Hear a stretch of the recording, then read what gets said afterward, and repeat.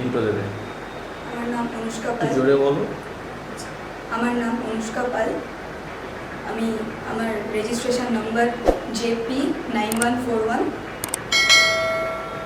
আমার বয়স 17 বছর। আমার হাইট 5.5।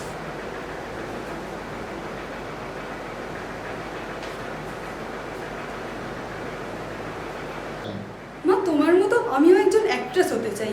আমি আমার স্বপ্নটা পূরণ করব। অন্যের ক্ষণিকের খুশির জন্য আমি নিজের স্বপ্নটাকে বিসর্জন দেব না।